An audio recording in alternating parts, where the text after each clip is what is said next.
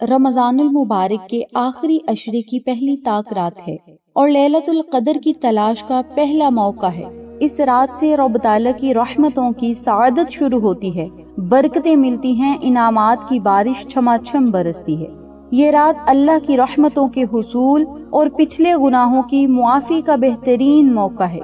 حدیث پاک کے مطابق رمضان کے آخری عشرے میں جہنم سے خلاصی کا پروانہ ملتا ہے۔ میری پیاری بہنوں اور میرے پیارے بھائیوں، اس ویڈیو میں ہم بات کریں گے رمضان المبارک کی پہلی طاق رات اور تہجد کے وقت کے دو خاص نفل۔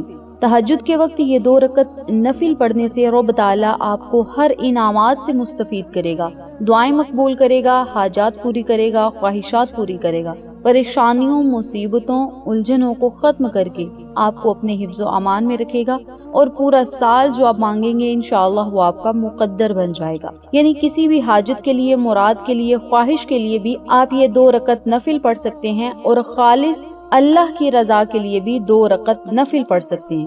اگر خالص اللہ کی رضا کے لیے 2 رکعت نفل پڑھیں گے تو انشاءاللہ دعائیں ویسے ہی مقبول ہو جائیں گی۔ اب ان نوافلوں کو پڑھنے کا جو طریقہ ہے، دھیان اور توجہ سے سنیے گا، سمجھیے گا اور اسی ترتیب سے عمل کیجیے گا۔ جب آپ نے یہ 2 رکعت نفل آج 21 رمضان کی رات تہجد کے وقت پڑھنے ہیں تو آپ نے ان 2 رکعت نفل کی نیت اس ترتیب سے کرنی ہے کہ 2 رکعت نفل پڑھتا ہوں یا پڑھتی ہوں خالص اللہ کی رضا کے لیے، منہ میرا کعبہ شریف کی طرف، اللہ اکبر۔ نیت کرنے کے بعد جب آپ نے سورۃ فاتحہ پڑھ لینی ہے تو سورۃ فاتحہ کے بعد 7 مرتبہ سورۃ القدر پڑھنی ہے اور 3 مرتبہ سورۃ اخلاص پڑھنی ہے۔ پھر آپ نے رکوع سجود جانا ہے، دوسری رکعت بھی اسی ترتیب سے ادا کرنی ہے۔ سلام پھیرنے کے بعد اسی جگہ بیٹھ کر 100 مرتبہ استغفر اللہ استغفر اللہ استغفر اللہ کا ذکر پاک کرنا ہے، یعنی استغفر اللہ کی 1 تسبیح پڑھنی ہے۔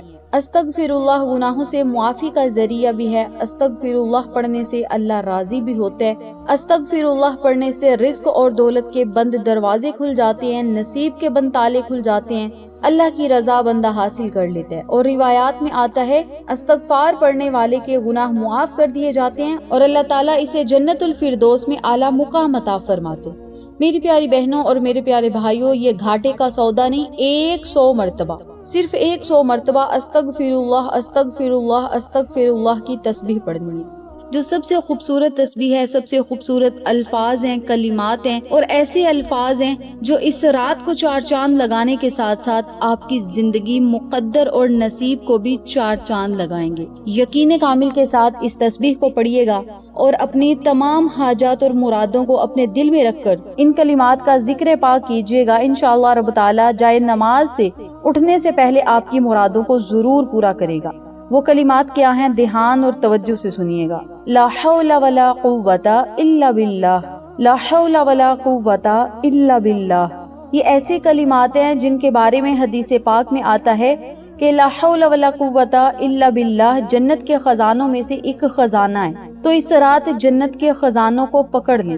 لا حول ولا قوت الا باللہ پڑھنے سے پریشانیاں ختم ہوتی ہیں، کثرت سے پڑھنے سے ذہنی سکون بھی ملتا ہے، مشکل کاموں میں اللہ کی طرف سے غیبی مدد بھی شامل ہوتی ہے اور رب تعالیٰ آپ کے دل کی مرادوں کو پورا کرتا ہے، منہ سے نکلی ہر بات کو پورا کر دیتا ہے، ہر دعا قبول فرماتا ہے اس بابرکت رات میں۔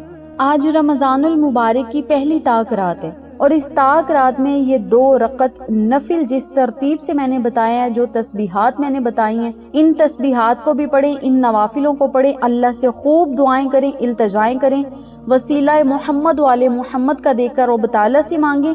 انشاءاللہ بفضل خدا اللہ رب العزت آپ کی عبادت اور دعائیں آج کی رات اہل بدر کے صدقے، اہل بیت کے صدقے ضرور مقبول فرمائے گا انشاءاللہ۔